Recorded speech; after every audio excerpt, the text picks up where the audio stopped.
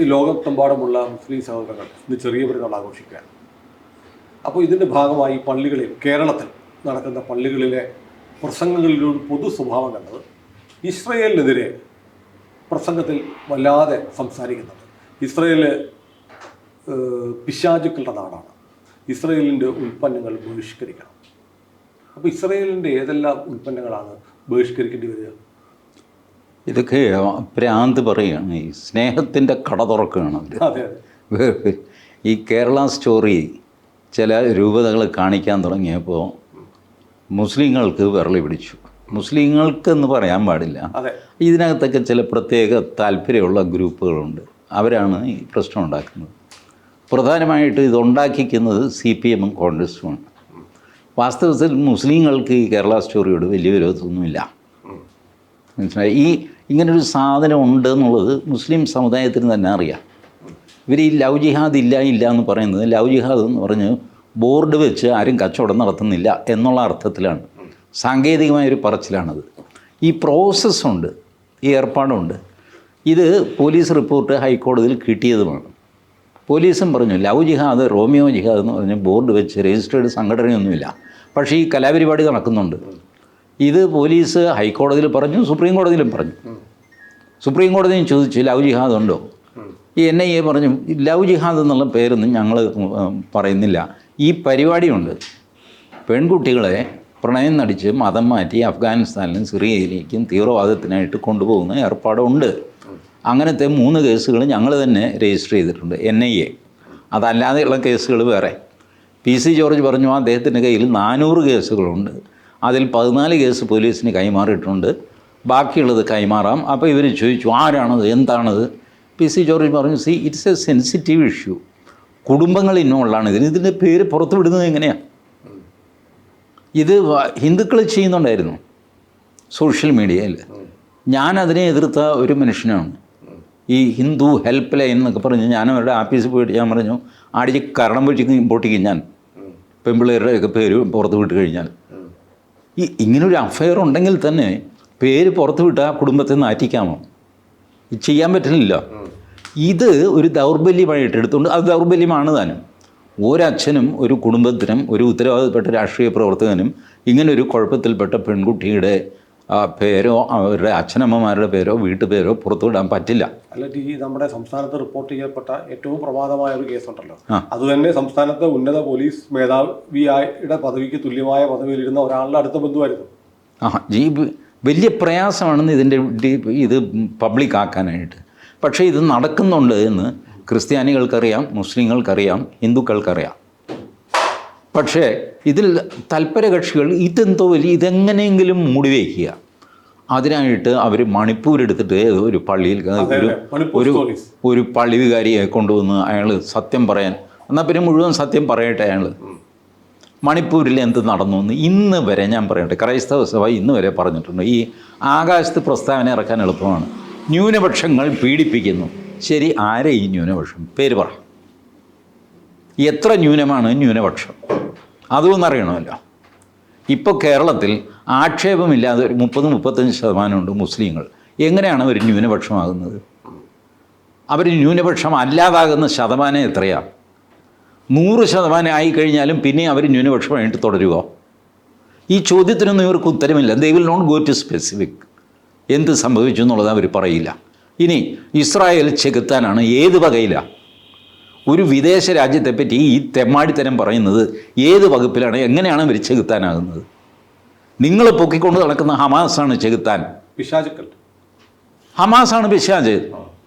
അത് പറഞ്ഞു കഴിഞ്ഞാൽ നിങ്ങൾ കഴുത്ത് വെട്ടുമെങ്കിൽ വെട്ടിക്കോ. ഹമാസാണ് പിശാച്. ഇസ്രായേൽ എന്ത് പിശാച്? ഇസ്രായേൽ എന്ത് ചെയ്തു? ലോകത്ത് മുഴുവൻ ഇത്രയധികം അടിച്ചോടിക്കപ്പെട്ട ഒരു ജനത വേറെയുണ്ടോ? അവരുടെ സ്ഥലം മുഴുവൻ ഇവർ പിടിച്ചടക്കി. 1948 അവർ ഇസ്രായേൽ സ്ഥാപിച്ചു. കാശ് കൊടുത്ത് സ്ഥലം മേടിച്ചാണ് തുടങ്ങിയത്. അവർ തൊട്ടുകൊടുത്ത് അവരുടെ രാജ്യം. എന്നിട്ട് 48 ഇവരെല്ലാം കൂടെ ഈ മുസ്ലിം രാജ്യങ്ങൾ മുഴുവൻ കൂടെ അവരെ ആക്രമിച്ചു. അവർ പിടിച്ചു നിന്നു. ഇസ്രായേൽ ഒന്നുകൂടെ വലുതാക്കി. അന്ന് ആർക്കും പാലസ്തീൻ വേണ്ട. 67 യുദ്ധം നടന്നു. അന്നും പാലസ്തീൻ വേണ്ട. കാരണം ഈ സ്ഥലങ്ങളൊക്കെ ഈജിപ്തിൻ്റെയും സിറിയയുടെയും ഒക്കെ കയ്യിലായിരുന്നു. അന്ന് പാലസ്തീൻ വേണ്ട. ഇത് കഴിഞ്ഞുള്ള യുദ്ധത്തിൽ ഇസ്രായേൽ ബാക്കി സ്ഥലം കൂടെ അടിച്ചെടുത്ത് കഴിഞ്ഞപ്പോൾ ഇവർക്ക് പാലസ്തീൻ വേണം, പാലസ്തീന് സ്വയം ഭരണാവകാശം വേണം, പാലസ്തീൻ രാജ്യമാണ്. എവിടെ പോയിരുന്നു ഇത്രയും വർഷം ഈ പാലസ്തീൻ? എങ്ങനെയാണ് ഈ പാലസ്തീൻ 1967 മുതൽ ക്ലെയിം ചെയ്യാൻ തുടങ്ങിയത്? അതിനു മുമ്പ് പാലസ്തീൻ വേണ്ടായിരുന്നോ? പാലസ്തീൻകാരില്ലായിരുന്നോ?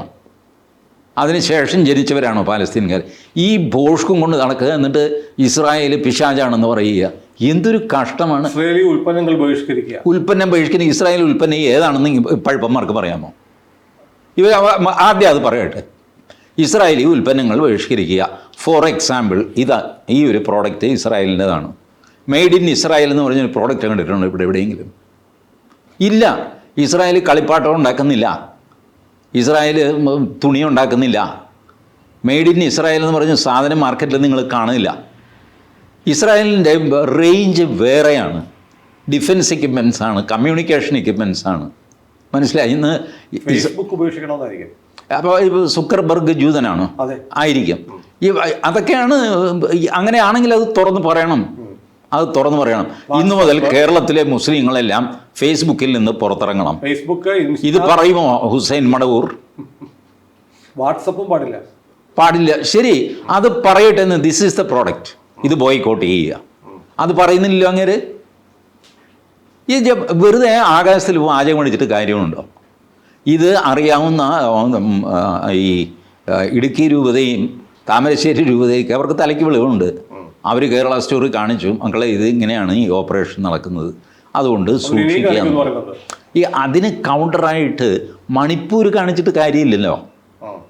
ഇവർ പറയുന്നത്, ഇവർ റേസ് ചെയ്യുന്ന ഇഷ്യൂ ലവ് ജിഹാദ്.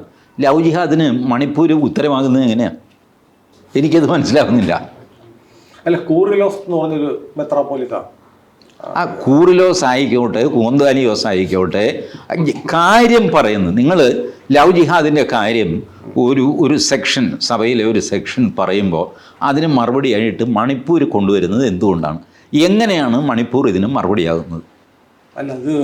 ഞാൻ പറയാം. ഇപ്പോൾ തിരിച്ച് ക്രിസ്ത്യാനികൾ മുസ്ലിം പെൺകുട്ടികളെ തട്ടിക്കൊണ്ട് ജെറുസലേമിലോ അവിടെ എവിടെയൊക്കെ പോകുന്ന സംഭവം ഉണ്ടെങ്കിൽ അത് മറുപടിയാണ്. അങ്ങനെ സംഭവം ഉണ്ടോ? അതല്ലാതെ മണിപ്പൂരിൽ കുക്കിയും മെയ്ത്തിയും തമ്മിൽ വെടിവെപ്പ് നടന്നു പറഞ്ഞിട്ട് ഇത് കേരള സ്റ്റോറിക്ക് പകരമാകുന്നത് എങ്ങനെയാണ്? അത് എനിക്ക് മനസ്സിലാവുന്നില്ല. ലവ് ജിഹാദിന് പകരം അല്ല. അതുകൊണ്ട് അത് ഈ കേരള സ്റ്റോറി പ്രചരിപ്പിക്കുന്നതിന് പിന്നിൽ സംഘപരിവാർ അജണ്ട ആണ് ലക്ഷ്യം. അതുകൊണ്ട് സംഘപരിവാർ ഭീകരത ഞങ്ങൾ കാണിക്കുന്നു. അങ്ങനെ സംഘപരിവാർ ഭീകരത അല്ലല്ലോ നിങ്ങൾ കാണിക്കുന്നത്. കുക്കി മെയ്ത്തി ഭീകരതയല്ലേ കാണിക്കുന്നത്? കുക്കി സംഖ്യകളാണോ അതോ മെയ്ത്തി സംഖ്യകളാണോ? മെയ്ത്തി മുഴുവൻ സംഖ്യകളാണ്.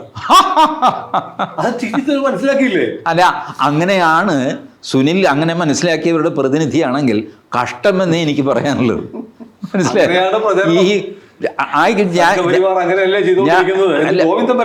ഇല്ല, സംഘപരിവാർ അങ്ങനെ ചെയ്തു. സംഘപരിവാർ മെയ്ത്തികൾ മുഴുവൻ സംഘപരിവാറാണ്. മെയ്ത്തികൾ എന്താ ചെയ്തത്? കുക്കി പെണ്ണുങ്ങളെ പ്രണയം നടിച്ച് കല്യാണം കഴിച്ചിട്ട് ഉത്തർപ്രദേശിൽ കൊണ്ടുപോയി മതം മാറ്റിയോ? കാശി കൊണ്ടുപോയി മതം മാറ്റിയോ? അതാണോ കേസ്? അതാണെങ്കിൽ കേരള സ്റ്റോറിക്ക് മറുപടിയാണ്. അതല്ലല്ലോ. സംഘപരിവാർ ഒരു സ്ഥലത്ത് ക്രിസ്ത്യാനികളെ നിരത്തി നിർത്തി അങ്ങ് വെടിവെച്ചു കൊന്നു എന്ന് വയ്ക്കുക. അപ്പം പോലും ലവ് ജിഹാദ് ഇല്ലയെന്നാകുന്നില്ല, ലവ് ജിഹാദിന് മറുപടിയാകുന്നില്ല. എനിക്കിത് മനസ്സിലാവാത്ത അതാണ്. എന്നെ കേരളത്തിലെ പോലീസ് ഉപദ്രവിച്ചു. അപ്പോൾ നിങ്ങൾ പറയുകയാണ് അമേരിക്ക റഷ്യയെ ആക്രമിച്ചില്ലേ? അമേരിക്ക റഷ്യയെ ആക്രമിച്ച് കാണും, അല്ലെങ്കിൽ റഷ്യ ഉക്രൈനെ വിഴുങ്ങി കാണും. ഇത് മോഹൻദാസിനെ പോലീസ് തല്ലിയതിന് മറുപടി എന്താ? ഇത് പറയണ്ടേ? Such A foolishness. They think all Kerala, നമ്മൾ കേരളത്തിലുള്ളവരൊക്കെ പൊട്ടന്മാരാണെന്ന് വിചാരിക്കുന്നു ഈ കക്ഷികൾ. അതുകൊണ്ടാണ് ലവ് ജിഹാദ് എന്ന് ഒരച്ഛൻ പറഞ്ഞു കഴിഞ്ഞപ്പോൾ മറ്റേ അച്ഛൻ മണിപ്പൂരിനെ പറ്റി എന്ത് പറയുന്നു? It is not a reply at all. അല്ലെങ്കിൽ മണിപ്പൂരിൽ റിവേഴ്സ് ലവ് ജിഹാദ് സംഭവിച്ചിരിക്കണം. ക്രിസ്ത്യാനികൾ മുസ്ലിം പെൺകുട്ടികളെ പ്രണയം നടിച്ച് കടത്തിക്കൊണ്ടു പോകുന്ന സംഭവം, അതാണ് മണിപ്പൂർ സംഭവം എങ്കിൽ കേരള സ്റ്റോറിക്ക് മറുപടിയാണ് മണിപ്പൂർ സംഭവം. അതല്ലെങ്കിൽ മണിപ്പൂർ സംഭവമാണ്, കേരള സ്റ്റോറിക്ക് മറുപടിയല്ല. ഇത് മനുഷ്യൻ്റെ സാമാന്യ ബുദ്ധിയെ ചോദ്യം ചെയ്യുന്നത്. എന്നിട്ട് എങ്ങുമില്ലാതെ ഇസ്രായേൽ ഉൽപ്പന്നങ്ങൾ ബഹിഷ്കരിക്കുക. ഏതാ ഉൽപ്പന്നം എന്ന് പറയടോ ഹുസൈൻ മടവൂരെ? ഞാൻ പറയാം, ഒരു ഉൽപ്പന്നത്തിൻ്റെ പേര് പറയും, വെറുതെ കണാമണ വർത്താനം പറയുന്നത്. ഇസ്രായേൽ എന്ത് നിർമ്മിച്ചു എന്നാണ്? ഇസ്രായേലിലോട്ടായ കുമ്പളങ്ങ ഇവിടെ വിൽക്കാനുണ്ടോ എറണാകുളം മാർക്കറ്റിൽ? ഉണ്ടെങ്കിൽ ഞാൻ അത് വേണ്ടാന്ന് വയ്ക്കാം. ഫേസ്ബുക്ക് തന്നെ ആയിരിക്കും, ഫേസ്ബുക്ക് ഇൻസ്റ്റാഗ്രാം തന്നെ ആയിരിക്കുമെന്നല്ല, ഇയാളെ പറയട്ടെന്ന്. ഞാൻ ചലഞ്ച് ചെയ്യുന്നത് ഈ ഹുസൈൻ മടവൂർ എന്ന് പറയുന്ന പോട്ടനെയാണ്. ഇസ്രായേൽ ഉൽപ്പന്നങ്ങൾ ബഹിഷ്കരിക്കണമെന്ന് വലിയ വായിലെ പ്രസംഗിച്ച ആൾ പല്ല് കടിച്ച് ഇങ്ങനെ തിളയ്ക്കുന്ന കണ്ണുകളോടുകൂടി. I am challenging that person. You tell one product which is to be boycotted. ഇസ്രായേലിലെ പാവയ്ക്ക് എറണാകുളം മാർക്കറ്റിൽ വരും, ഞാനത് വേണ്ടാന്ന് വയ്ക്കാൻ തയ്യാറാണ്. പറയട്ടെ, ഇസ്രായേലിൻ്റെ പാവയ്ക്കാണ് എറണാകുളം മാർക്കറ്റിൽ കിടക്കുന്നത്. പറ. ഹുസൈൻ മടവൂരിനെ അറിയാനിട്ടാണോ? ഈ പൊട്ടനെ ഇരിക്കുക, അതുകൊണ്ടാണ്. ഇതൊന്നും അറിയണമെന്നൊന്നുമില്ല. ഇതൊക്കെ ചുമ്മാ അങ്ങെടുത്ത് വീശുകയാണ് ഈ ഇസ്ലാമിക് ഫണ്ടമെന്റലിസ്റ്റ്, അവരുടെ നേതാവ്. ഇതൊന്നും കേട്ടിട്ട് ഇസ്ലാമിക സമൂഹം ഇളകാനൊന്നും പോകുന്നില്ല കേട്ടോ. ഇവരുടെ ധാരണ ഇവരുടെ വാലിൽ കെട്ടി തൂങ്ങി ഇങ്ങനെ ഇസ്ലാമിക് സമൂഹം നിൽക്കുന്ന ഒന്നുമല്ല. അതുകൊണ്ടാണ് ഇവരൊന്നും പച്ച പിടിക്കാൻ 4-3-7 ആൾക്കാരുമായിട്ട് ഇങ്ങനെ നടക്കുന്നത്. ഇവർ ചെയ്യുന്നത്, ഇവരുടെ കൂട്ടത്തിലൊരു 10-2000 പേരുണ്ട്. അവരെയും വെച്ചിട്ട് ഈ കോഴിക്കോട് കടപ്പുറത്ത് ഇടയ്ക്കിടയ്ക്ക് ഷോ നടത്തും. അത് കാന്തപുരം മുസ്ലിയാർ നടത്തും, മറ്റേ EK വിഭാഗം നടത്തും, ഇവർ സമസ്ത നടത്തും, അവർ നടത്തും, ഇവർ നടത്തും. ഇതൊക്കെ ഇങ്ങനെ നടത്തുക എല്ലാം കോഴിക്കോട് കടപ്പുറത്തായിരിക്കും. കോഴിക്കോട് വിട്ട് എറണാകുളത്ത് വന്നു കഴിഞ്ഞാൽ 4-3-7 ആളില്ല. ഈരാറ്റുപേട്ട വേറെയാണ്. മഞ്ചേരിക്കാർക്ക് ഈരാറ്റുപേട്ട ഇഷ്ടമല്ല. അവിടുത്തെ മുസ്ലിം അല്ല എന്നാണ് മഞ്ചേരിക്കാർ പറയുന്നത്, മലപ്പുറത്തുകാർ പറയുന്നത്. ഇതൊക്കെ ഇരിക്കുമ്പോൾ ഇവരെ പോക്ക് കൊണ്ട് നടക്കാൻ പിണറായി വിജയൻ ഉള്ളതുകൊണ്ട് ധൈര്യമായിട്ട് പാളയം ഇമാം പ്രസംഗിക്കുന്നു. പാളയത്തോ വള്ളക്കടവിലോ ഭീമാപ്പള്ളിയിലോ ഉള്ള ഓരോറ്റ മുസ്ലിം ഈ ഇമാം പറയുന്നത് കേൾക്കില്ല. അയാൾക്ക് ആ ഇട്ടാവട്ടത്തിൽ പാളയത്തുള്ള പള്ളിക്ക് ചുറ്റുമുള്ള ആൾക്കാരിൽ പോലും സ്വാധീനമില്ല. എനിക്കറിഞ്ഞുകൂടാ, അത് പറയേണ്ടത് മാതൃഭൂമി ചാനലില്ല. അവരുടെ പ്രിയപ്പെട്ട ആളാണ് പാളയം. ഇപ്പോൾ ഈ കേരള സ്റ്റോറിക്കെതിരെ ഏറ്റവും വലിയ പ്രചരണം നടത്തുന്ന പാളയം ഇമാമൊന്നുമല്ല, റിപ്പോർട്ടർ ചാനലും മാതൃഭൂമി ചാനലും ഏഷ്യാനെറ്റും ഒക്കെയാണ്. അവർക്കാണ് കിടക്കപ്രതി ഇല്ലാത്തത്. ഇന്നിപ്പോൾ അവർ കാണിച്ചൊരു വിഷ്വൽ കണ്ടില്ലേ? ഒരു ക്രിസ്ത്യൻ പള്ളി ഈ ചെറിയ പെരുന്നാളിൻ്റെ നിസ്കാരത്തിനായിട്ട് തുറന്നു കൊടുത്തു. വലിയ കാര്യമായിപ്പോയി. മതസൗഹാർദ്ദം. ഞാൻ എന്ത് മതസൗഹാർദ്ദം ചേട്ടാ, ഞങ്ങൾ ഈ ഗ്രൗണ്ടൊന്ന് ഉപയോഗിച്ചോട്ടെ നിസ്കരിക്കാൻ. പിന്നെന്താന്ന് പറഞ്ഞു പള്ളി കയറി തുറന്നു കൊടുക്കുന്നു. അവർ നിസ്കരിക്കും, കുറച്ച് കഴിയുമ്പോൾ അവർ എണീറ്റ് പോകും. അല്ല, കഴിഞ്ഞ ദിവസം ചേർത്തലയിൽ ഒരു അമ്പലത്തിൽ ഇഫ്താർ വിരുന്ന്. അത് ഹിന്ദുവിൻ്റെ വേറൊരു കീഴടങ്ങലിൻ്റെ ലക്ഷണമാണ്. അപ്പോൾ തൊട്ടടുത്ത മുസ്ലിം പള്ളി മിക്കവാറും ഈ 14-ാം തീയതി വിഷുക്കണി ഉണ്ടാവും. അതുണ്ടാവില്ല, അതിന് വേറെ നോക്കണം. അതിന് കിട്ടില്ല. ഒരു വിഗ്രഹം കൊണ്ടുപോയിട്ട് ശ്രീകൃഷ്ണൻ്റെ വിഗ്രഹം പള്ളിക്കകത്ത് വെച്ച് നോക്കട്ടെ, വിവരം അറിയും. അത് പോട്ടെ. ഇത് എനിക്ക് മനസ്സിലാവാത്തത് ഈ മതസൗഹാർദ്ദത്തിൻ്റെ ഉദാഹരണമായിട്ട് ഇത് പറയുന്നത്, എൻ്റെ സുഹൃത്ത് ഒരു തോമസ് ഉണ്ട്. അപ്പോൾ ഞങ്ങൾ ഇടയ്ക്കിടയ്ക്ക് തമ്മിൽ കാണും. ഞാൻ തോമസിൻ്റെ വീട്ടിൽ പോകും. പതുക്കെ ഞാൻ തോമസിനോട് പറയാൻ തുടങ്ങി, തോമസേ, ഞാനിപ്പോൾ പഴയ കൂട്ടുകാരനെ കാണാനല്ല വരുന്നത്, മതസൗഹാർദ്ദം ആഘോഷിക്കാനാണ്. കാരണം ഞാൻ തോമസിൻ്റെ വീട്ടിൽ പോകുന്നു എന്ന് പറഞ്ഞു കഴിഞ്ഞാൽ പഴയ അർത്ഥം പഴയ 2 കൂട്ടുകാർ കണ്ടു എന്നാണ്. ഇപ്പം അങ്ങനെയല്ല, മതസൗഹാർദ്ദം. ഇത് ബാലേന്ദ്രൻ ചുള്ളിക്കാടാണ് പറഞ്ഞത്. മമ്മൂട്ടി ഈ സലീം കുമാറിൻ്റെ വലിയ സുഹൃത്താണ്. പണ്ടൊക്കെ മമ്മൂട്ടി സലീം കുമാറിൻ്റെ വീട്ടിൽ വന്നു കഴിഞ്ഞാൽ പഴയ കൂട്ടുകാരനെ കാണാൻ പോയെന്നാണ് ബാലേന്ദ്രൻ ചുള്ളിക്കാട് പറഞ്ഞു. ഇപ്പം മമ്മൂട്ടി സലീം കുമാറിനെ കാണാൻ പോയാൽ മതസൗഹാർദ്ദം എന്നാണ് അതിന് പേര്. കൂട്ട് നഷ്ടപ്പെട്ടു, സ്നേഹം നഷ്ടപ്പെട്ടു. മതസൗഹാർദ്ദം. ഈ ഭോഷ്കം കൊണ്ട് നടക്കാതെ എന്തെങ്കിലും ജീവിക്കാൻ നോക്കുക. ഈ ഒരു സുഖം നമ്മുടെ കേരളത്തിലെ മലയാളിക്ക് മാത്രമേ ഉള്ളൂ. അത്രേ ഉള്ളൂ. കേരളം വിട്ടാലും മലയാളി ഇത് ചെയ്യുന്നില്ല. അതുകൊണ്ട് ഞാൻ കേരളത്തിലെ മലയാളി ഇതിന് പ്രാധാന്യമില്ല. നിങ്ങൾക്ക് മതം ഒരു പ്രശ്നമല്ലെങ്കിൽ പിന്നെ അത് പറഞ്ഞുകൊണ്ട് നടക്കരുത്. ജാതി പ്രശ്നമല്ലെങ്കിൽ ജാതി പറഞ്ഞുകൊണ്ട് നടക്കരുത്.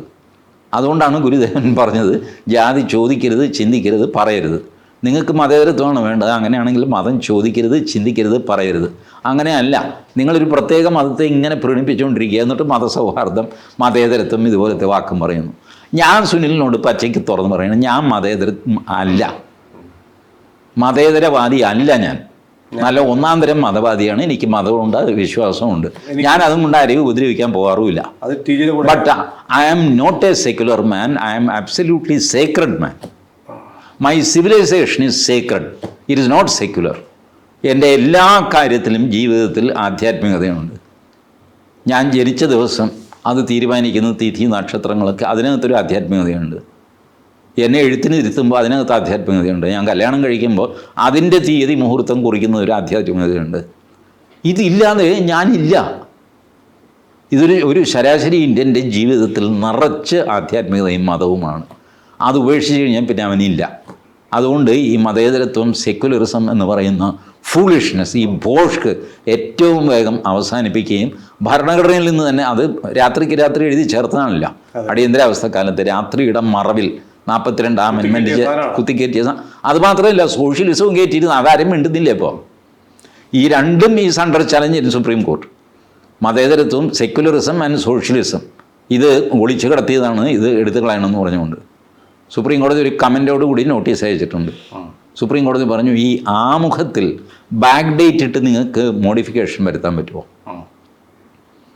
ഭരണഘടന നിങ്ങൾക്ക് ഭേദഗതി ചെയ്യാം, പക്ഷേ ഭരണഘടനയുടെ ആമുഖം അത് ഭേദഗതി ചെയ്യുക എന്ന് പറഞ്ഞാൽ അന്നത്തെ ഡേറ്റിന് ചെയ്യണമായിരുന്നു, അല്ലാതെ പിന്നീട് അതിൽ തൊടാൻ പാടില്ല. ആമുഖമാണത്. അപ്പോൾ ഇതെങ്ങനെ ചെയ്യാമെന്നുള്ള ഈ സംശയം പ്രകടിപ്പിച്ചുകൊണ്ട് നോട്ടീസ് അയച്ചു, അവിടെ കിടക്കുന്നു. I hope one day this nonsense will be removed from constitution. ഇവരെല്ലാം മുതലെടുക്കുന്നത് വേണ്ടാത്ത വാക്കുകൾ ഉപയോഗിച്ചിട്ടാണ്. അത് ഇനി അനുവദിച്ചു കൊടുത്തുകൂടാ. അതുപോലെ വലിയ ഭോഷ്കാണ് ഈ ഇസ്രായേലിൻ്റെ പ്രോഡക്റ്റ്. അല്ലെങ്കിൽ ഞാൻ സിൻസിയറായിട്ട് പറയണം കേട്ടോ, വെറുതെ വെല്ലുവിളിക്കാനായിട്ട് പറയും, എനിക്കറിയില്ല. ഞാൻ ഇന്ന് വരെ മെയ്ഡ് ഇൻ ഇസ്രായേൽ എന്ന് പറഞ്ഞ് ഒരു ടീഷർട്ടോ പാൻറ്റോ റെഡിമെയ്ഡ് ഷർട്ടോ തുണിയോ പഴമോ പച്ചക്കറിയോ ഒന്നും ഞാൻ കണ്ടിട്ടില്ല.